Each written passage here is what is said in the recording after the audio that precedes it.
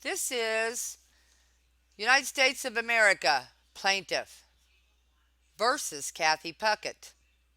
Cause number 1 colon 10 CR 0080 LJM KPF. United States District Court, Southern District of Indiana, Indianapolis Division. This is a federal court case. This is Judge Larry McKinney. Sentencing memorandum regarding enhancement related to abuse of trust. Now, this Kathy Puckett is the only one that got in trouble. And there's bankruptcy fraud in this shadow docket. So I find it interesting this is in federal court for one thing instead of just the state of Indiana. And this PDF is quite interesting in itself. It says facts, and nothing ever happened to this Paul Stickel. The United States to its counsel files a sentencing memorandum regarding the contested sentencing enhancement of abusive position of trust pursuant to USSG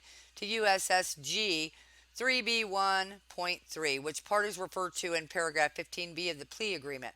The United States will argue that the two-level abuse of trust enhancement should be implied. Facts. Kathy Puckett co-owned Richmond Mortgage with a man who will be referred to in this sentencing memorandum as business partner. Business partner did the financial backing to start the business, and Kathy Puckett served as a sole licensed mortgage broker for Richmond Mortgage. Richmond Mortgage did business with various mortgage lenders. As a sole licensed mortgage broker for the business, no one supervised or reviewed Kathy Puckett's loan documents. Okay, now I want to show you exactly who.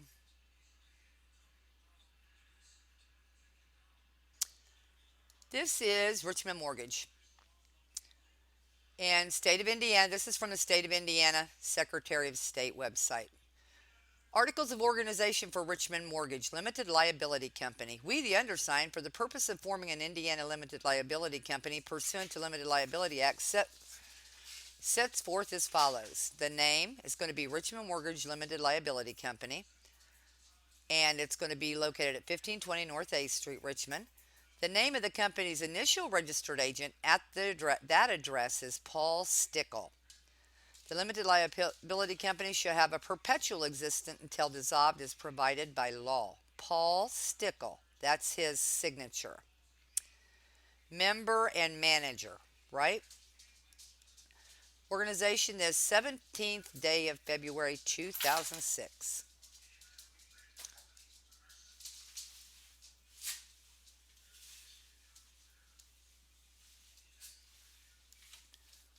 The name of the company's registered agent at that address. The name of the company comes now Kathy Puckett, sole member.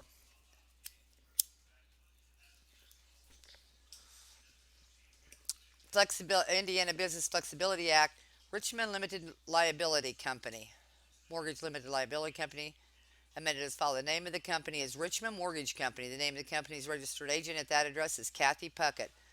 The Articles of Organization of Richmond Mortgage Limited were filed February 17, 2006.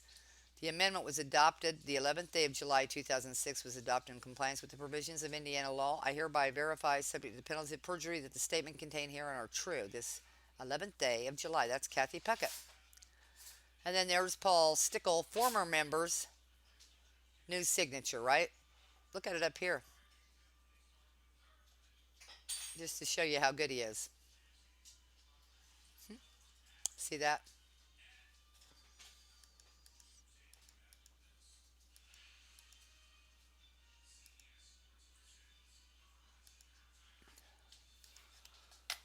And I'll save this because I need to. We'll go back to this document. Richmond Mortgage did business with various mortgage lenders. As a sole licensed mortgage broker, no one supervised or reviews Kathy Puckett's work. Well, except they failed to mention that Paul Stickel was her live-in lover and boyfriend, and he was married, and he's also seeing a state court judge. I'll show you the letter on that one. And Paul Stickel has been involved in over 9,000 transactions, and he never got in trouble at all. Neither did West End Bank. As a licensed mortgage broker, Kathy Puckett was contacted by buyers to arrange financing for the purchase of residential properties in Richmond, Indiana, and the surrounding area. Some of these buyers had bad credit, no down payment for a loan, and or did not have the monthly income to afford the house which Puckett was seeking to finance for them. Now I want to add right here that Rachel Diddy was not one of those. She worked for the state of Indiana. She had a good job. She also was driving for an Amish man at that point too, and she had good credit, and she didn't lie on anything. So Paul Stickel just moved on after this Kathy Puckett deal. So this was in 2010, but in 2008 it was already found out Kathy Puckett was already having him. And let me see if I can find this. Shouldn't take too long. Let me find Kathy Puckett where she had him beat up. So they're saying he didn't have anything to do with this.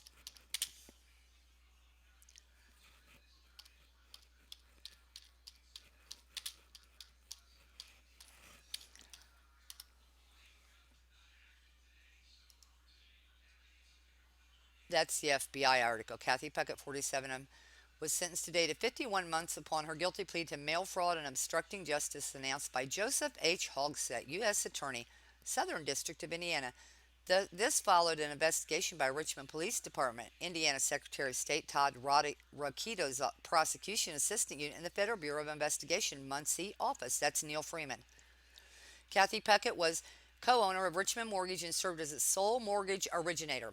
Puckett's job was to prepare loan documents, including loan applications and other documents supporting buyers' income and ability to pay.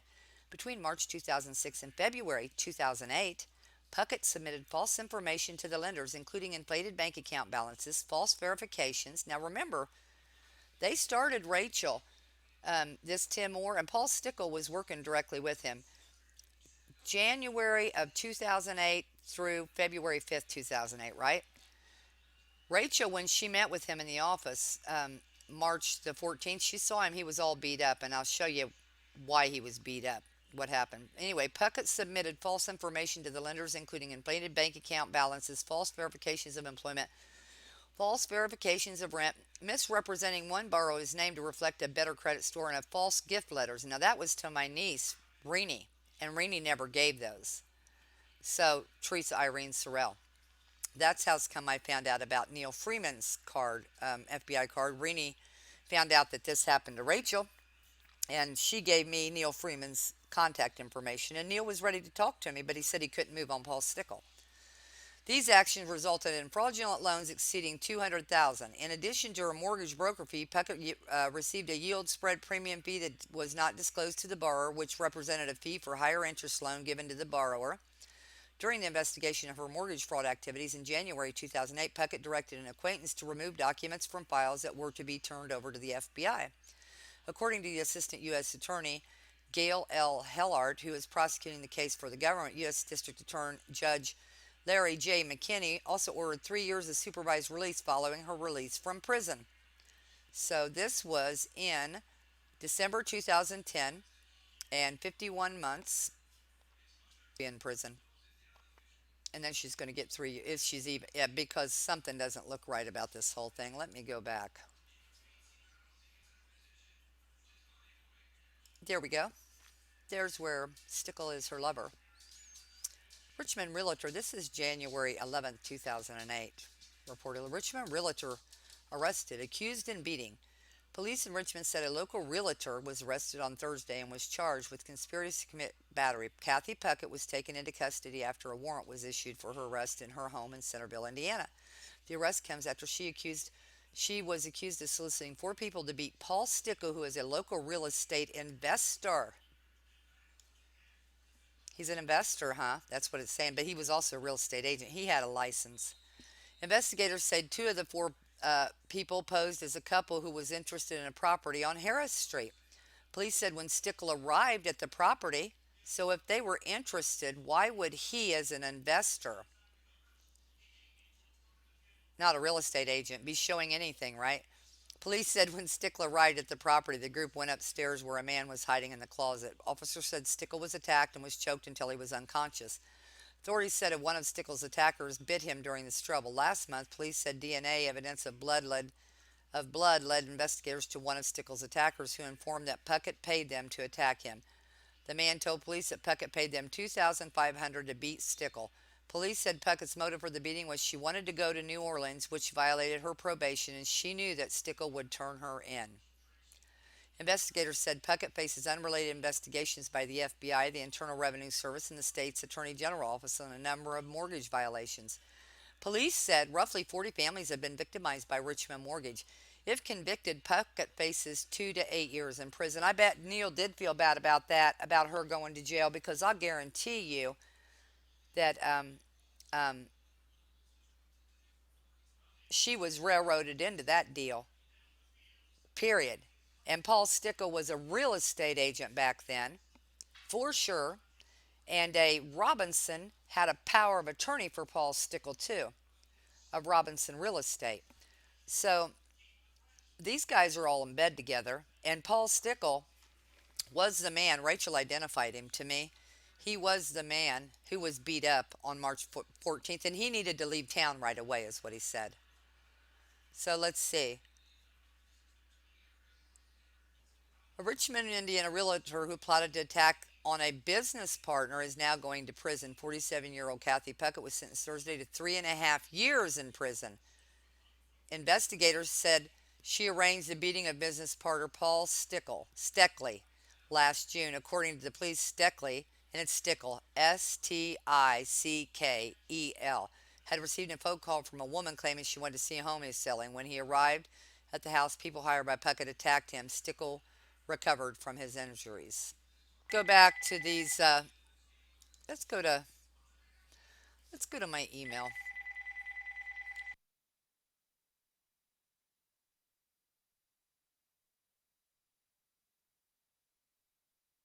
I wrote this to Neil Freeman, the OIG Council. Rich Delmar. Paul Stickel wants you all to know he gets away with stealing children's lives and dating state court judges and robbing the treasury on the hardworking taxpayers' dime. He thanks all of you for throwing women and putting warrants on children. He loves his life. Thanks to no effective criminal investigation to date. His judge and attorney and police friends might miss him if he were actually jailed or even had a real warrant issued for him. Thanks, Carol, because I'm sick of this. So here is a picture of Paul Stickel that he posted May 5th, 2013. He has many pictures on Stickel's things, everything that he got from stealing. Mark Calzone says, dude, you're gaining weight. Paul Stickel says, you're not right, picking on me. You appreciate this? Been dating a state judge. Mark Calzone, make sure you're nice to her. I may need her help someday. Right? Hmm? Is that right? That's what happens here. That's why he doesn't get in trouble, as you will see.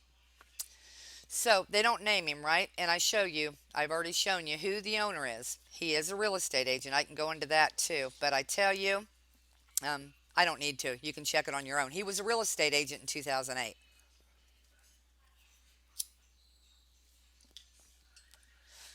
And really, I do need to. Let's just be thorough here so we can show that such lies are being told here. Ugh. Let's see. 331 of 2008. Oh, he was issued that on 331 2008 and expiration date 6/30/2010. So he wasn't. He had to become one. Realty Group Progressive LLC. But really, it's showing the status is active, right? Status date 6/30 of 2013. So he's status date 6/30 of 2013. Okay. So this is a license number. This is who he must have worked for. Let's see who they are. So this is that place that he worked for.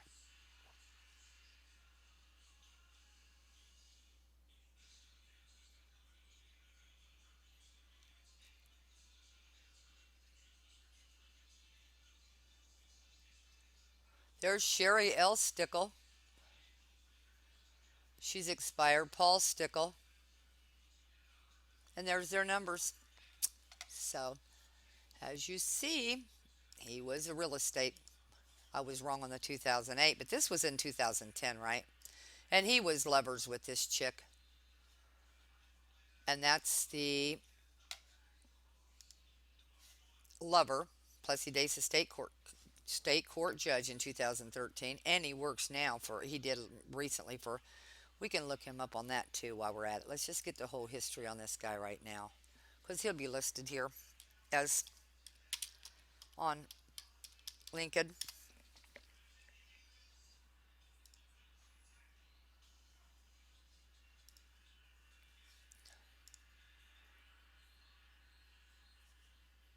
Camping World, Indianapolis Camping World.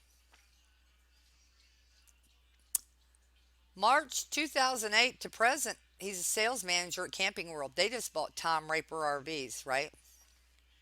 And that's him. Again, that was him back then, right?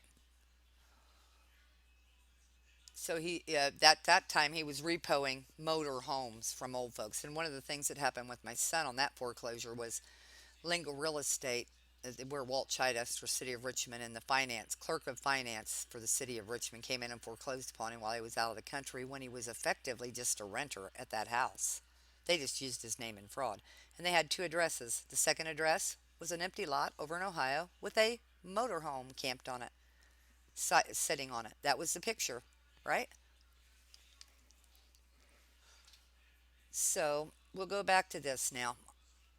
As a licensed mortgage broker, Kathy Puckett was contacted by Buyers Data. Instead of submitting the accurate information, however, Puckett submitted loan applications and other documents to lenders containing false information regarding the buyer's income and assets, which the lenders relied on to make loans.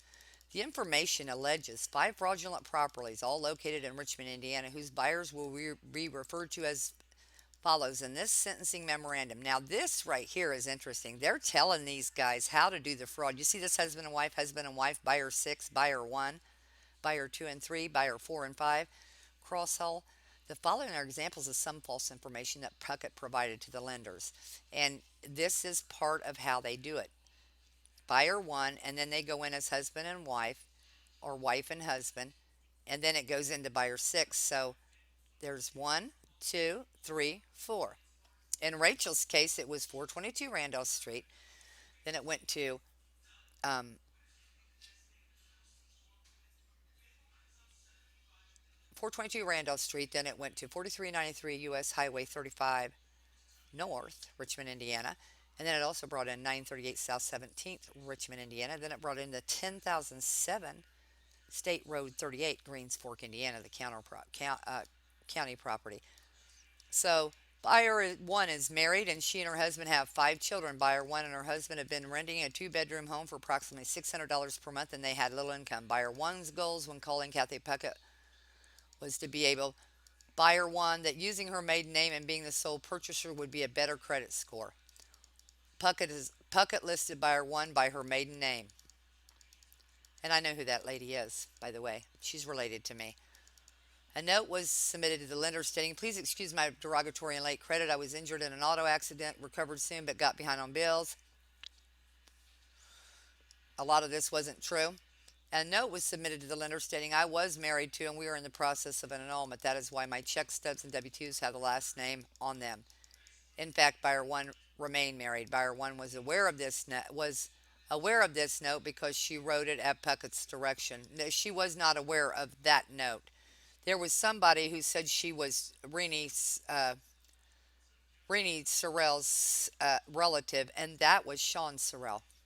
That's the one who did the mortgage affidavit fraud on Rachel Diddy. Sean Sorrell did. And she's not in trouble either. A typed letter was also submitted to the lender saying, to whom it may concern, give to my sister-in-law a gift of $6,700 for the down payment at 112 Pearl Street. Okay. Settlement statement reflected buyer 1 brought a down payment of $5,800. Now here's it to the closing. In fact, she did not. Instead, Kathy Puckett deposited $6,700 into a bank account at West End Bank that Kathy Puckett opened for buyer 1. Now this is not true. Renee Sorrell has stated that Paul Stickel was there and they went upstairs in an office at West End Bank. Now, West End Bank's not in trouble. West End Bank's the one who put my birth certificate under that state split where my birth certificate's under the 4924 U.S. Highway 35 under my daughter's stolen identity. These guys didn't get in trouble either.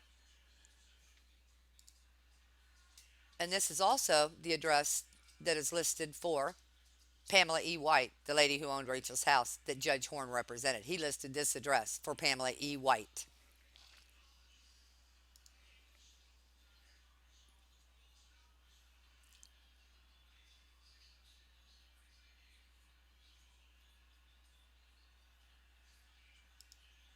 Let's see the board of directors, who they are now. There's a frame: Michael Allen, Craig Kenyon, Greg Zanko. But the one of their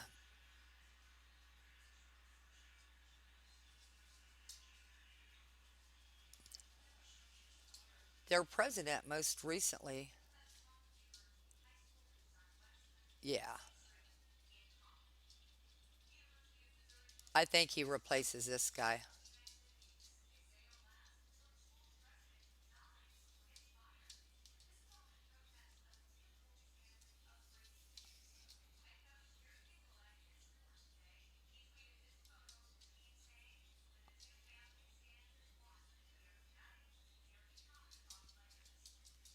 So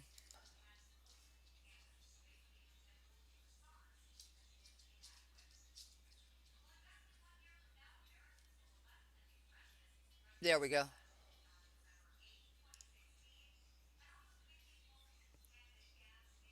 Announced that after 41 years of exemplary service, Chairman of Board of West End Bank, Mr. John L. Hitch will be has determined to retire effective May 14th, 2013. So that's who left. But that's who was in charge then, right?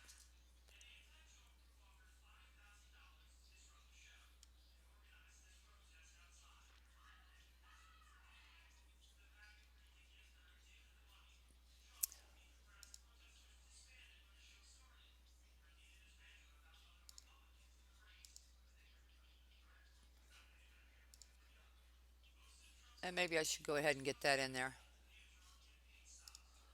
That link.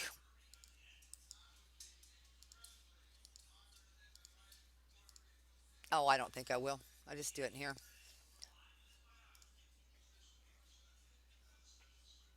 But as you can see,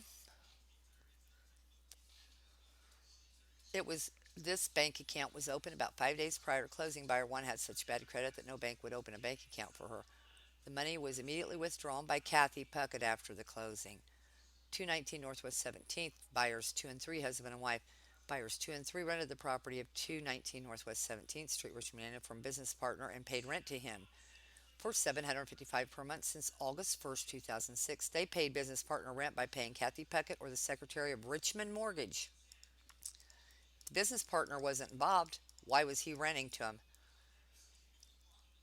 Secretary Early on in the relationship, buyers 2 and 3 business partner talked about any rent they paid would go toward a down payment to purchase the property. On May 15th, 2007, buyers 2 and 3 purchased the property. In anticipation of the purchase, buyers 2 and 3 gave Puckett their accurate financial information. When Kathy Puckett submitted the loan documents to the lender, the loan applications did not reflect that buyers 2 and 3 still had 2 children living at home. Instead, it showed them married but with no dependents. Further, the loan application reflected that buyers 2 and 3 held a bank account at West End Bank holding 15,600 balance. In fact, buyers 2 and 3 never had an account at West End Bank. They only had an account at Chase Bank, and that bank account approximately a $100 balance. The lender file contained bank statements reflecting 755 payments to business partner from May 2006 to November 2006. In fact, buyers 2 and 3 did not live at the property until August 6, 2006, were not paying in May, June, and July 2006. The bank was given the impression by this bank statement that buyers 2 and 3 had several more months longevity at this property, which was not accurate. Kathy Puckett files Kathy Puckett files show statements which had entries cut off and others with entries pasted on. It then appears that the final products were recopied and sent in to the lender, much like Lingo Real Estate and Title Abstracts of Richmond, right? The down payment reflected on the settlement statement was $12,406.90. In fact, buyers 2 and 3 never bought any down payment to the closing. Even their rent of 755 times 10 months since August 2006 when they started renting only added up to 7,550. The down payment check was from West End Bank. 1714 South J Street, buyers 4 and 5. Buyers 4 and 5 were a married couple, each on disability, earning about 1,600 per month combined. Buyers 4 and 5 met Pucket through their realtor. Pucket then referred them to a business partner property. Buyers 4 and 5 gave Kathy Puckett their accurate financial information. The loan application reflected buyers 4 and 5 earned a combined monthly income of $4,158, which was false because they earned 1,640 monthly combined income on disability. The loan application also reflected that buyer 4 husband worked at Centennial Wires, but in fact he had no employment because he was on disability. The loan application also reflected that buyers 4 and 5 had a bank account balance of $18,500 when in fact they did not have this much money in the bank account.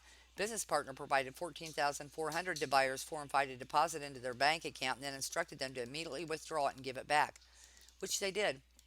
The settlement statement reflects buyers 4 and 5 brought $12,433 to the closing, which in fact they did not. 1235 Cross Hall, buyer 6, 242 and 244 Richmond Avenue, buyer 6.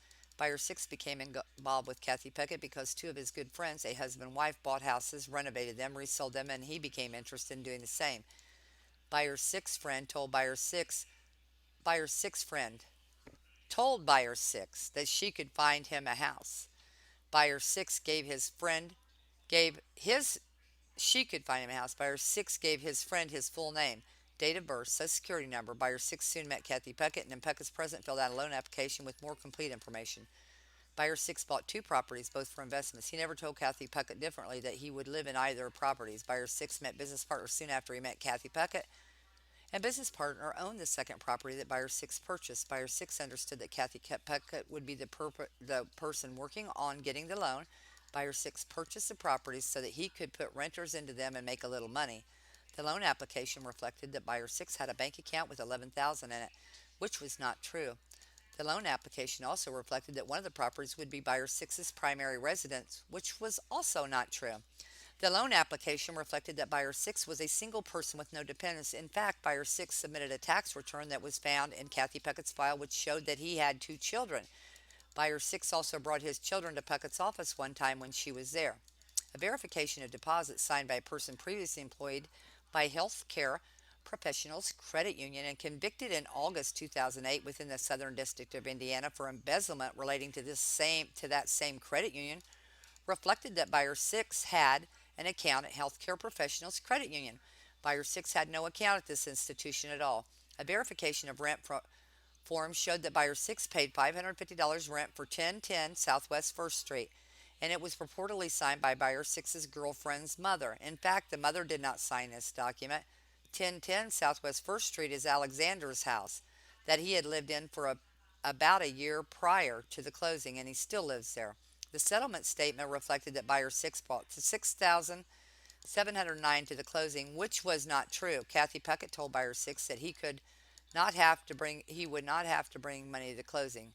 A subpoena for the check coming from Healthcare Professionals Credit Union showed that the down payment check was funded from buyer 6's account, but buyer 6 had no such account at this credit union, and he did not fund the closing. Finally, at the end of cross-haul transaction, and outside of closing, buyer 6's friend gave buyer 6 approximately $1,200 through $1,300 at the end of the Richmond Avenue transaction, and outside of closing, business partner gave buyer 6 approximately $3,000. Business partner tried to persuade buyer 6 to purchase another property. That's Paul Stickel. So why is he not in jail? Could it be because he's the one that's actually created all the false transaction, that Mears is coming in behind the scenes and foreclosing in a judicial foreclosure state under shadow redocket system?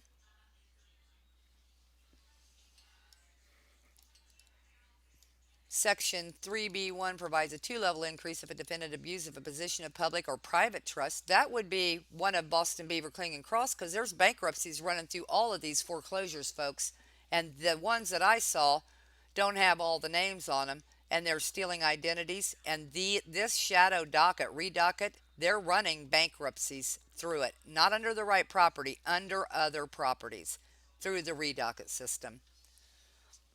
Public or private trust refers to a public or private trust characterized by professional or managerial Discretion, substantial discretionary judgment that is ordinarily given considerable deference.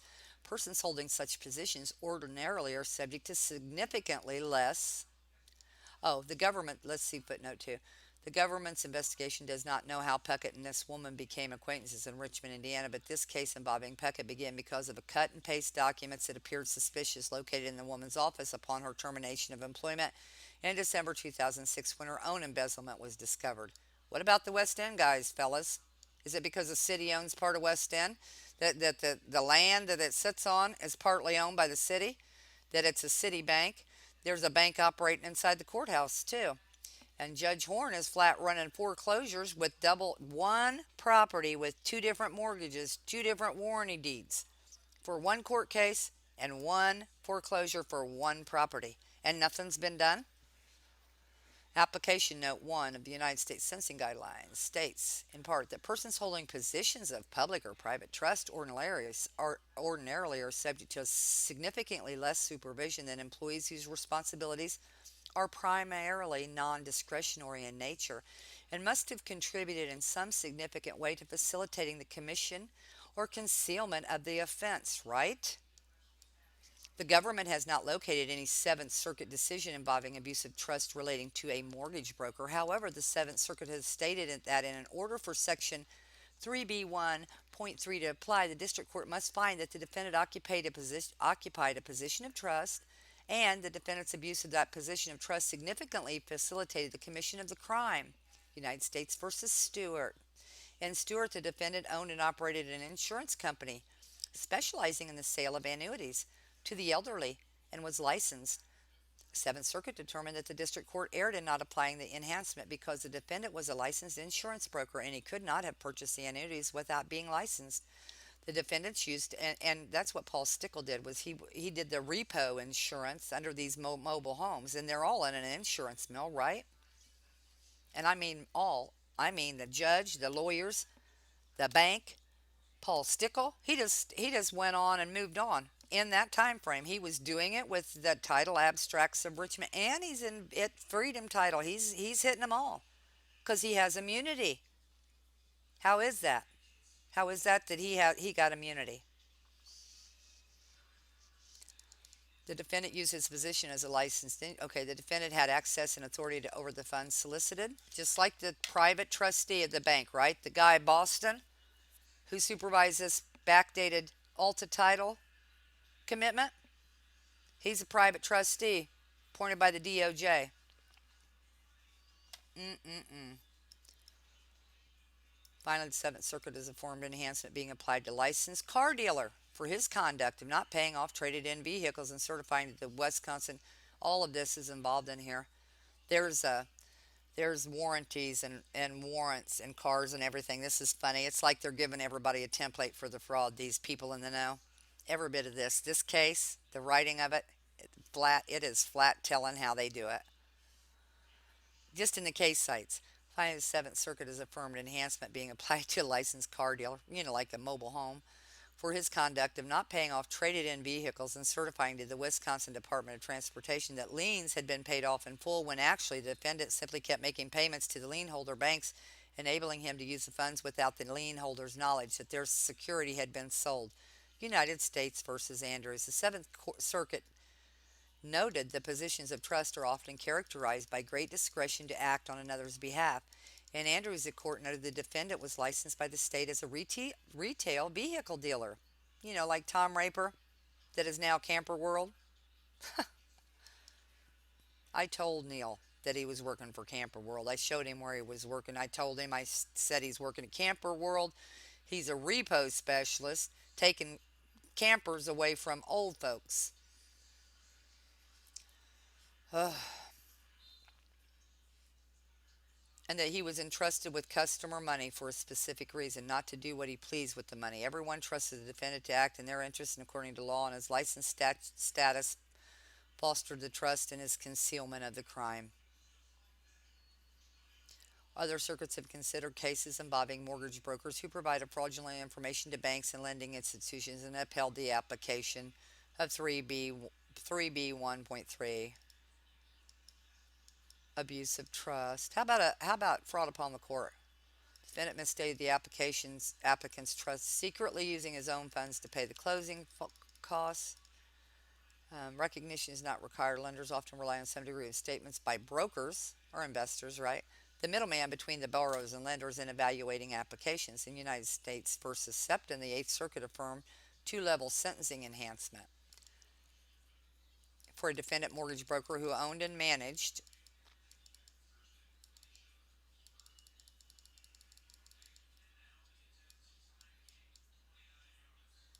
Mm-mm-mm. Fraudulent applications contain numerous false statements, omissions. The 11th Circuit relied on the 5th Circuit. This is another thing. It looks like that house wasn't even theirs to sell. And it looks like she was just effectively renting because Judge Horn had Pamela White as his client. And he gave her address as West End Bank. And time doesn't exist in this system, you see. I've got some proof of Norris's or the England's working there. So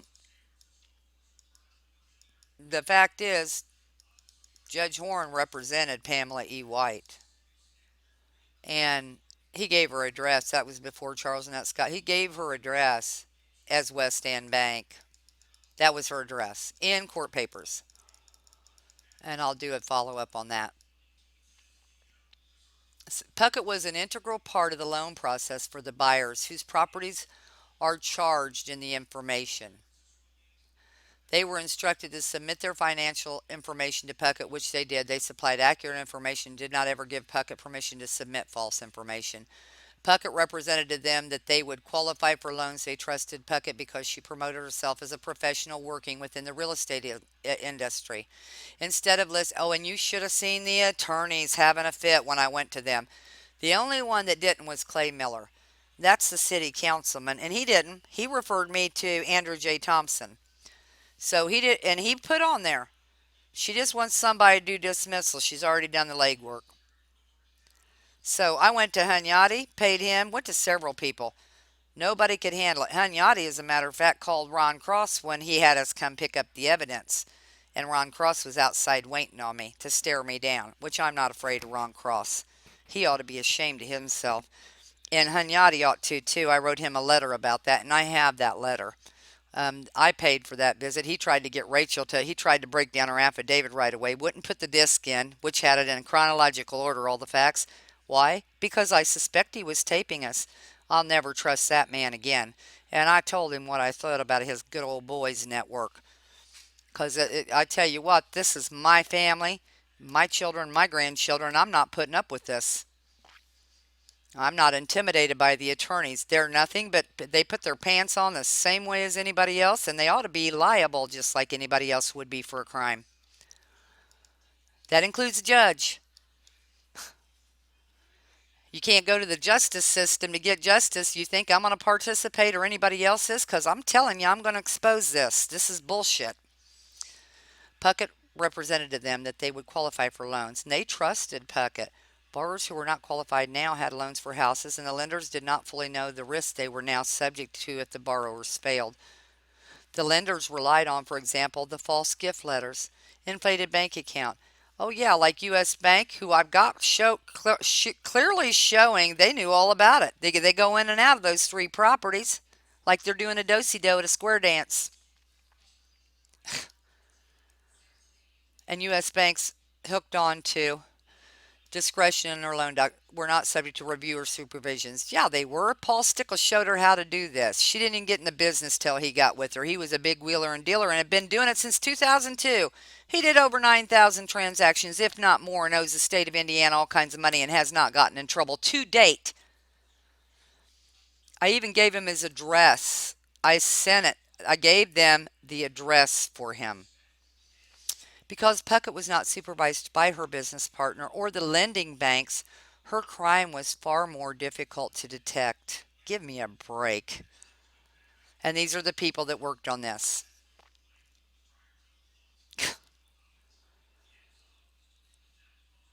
I think the only reason that I haven't gotten in trouble with somebody yet or somebody said something is because they know good and well what I found. I know. Neil told me that. He told me I had put the big notebook, pulled it out, was setting everything up for me. He goes, I know what you have there is fraud.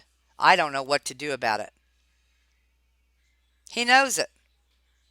He said that. And he better not deny saying that. He said that to me. I left out of there in tears. I'm not somebody who borrowed from this man. I'm somebody who discovered it, and my entire family has been ruined over this. Their name and everything. It's enough. And it in part, big part, supplies the judicial mill.